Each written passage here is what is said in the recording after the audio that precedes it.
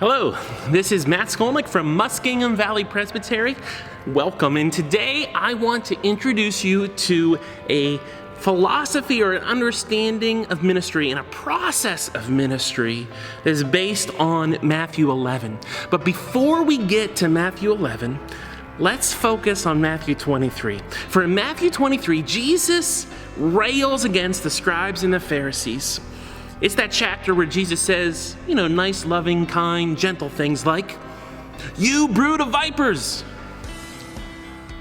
In this chapter, Jesus says this about the scribes and the Pharisees: "You tie up heavy burdens that are hard to bear, and you lay them on the shoulders of others, but you yourself are unwilling to lift a finger to move them."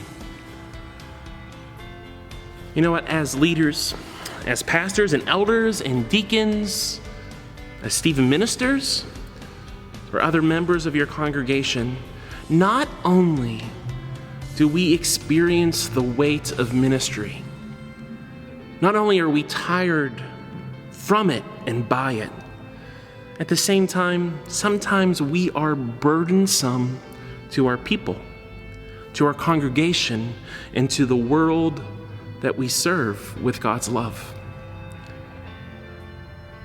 And it's from this perspective that we are invited by the words of Jesus, by Jesus himself, to live into a new way of life, a better way of life. Instead of the heavy burdens of the scribes and the Pharisees, or of us, our congregation and our cities and towns and the world deserve better. This is what Jesus says. And I would argue that this is what Jesus says in comparison to the heavy burdens of the scribes and the Pharisees. In Matthew chapter 11, Jesus teaches, "Come to me, all who are weary and all who carry heavy burdens, and I will give you rest.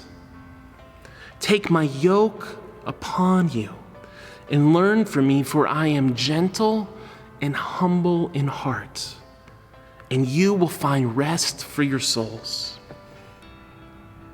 Jesus finishes this teaching by proclaiming, "For my yoke," says Jesus, "is easy, and my burden is light."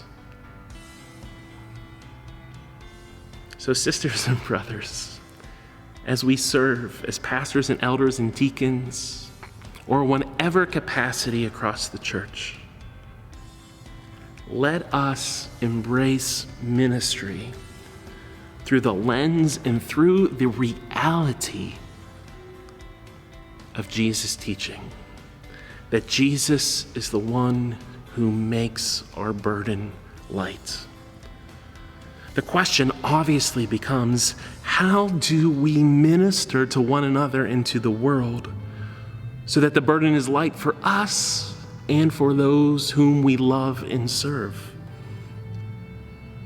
Well, stick with us, because over the next period of time, I'm going to share 6 time-tested ways that we can build healthier communities. And as we build healthier churches, we can ease our own burden and the burden of others.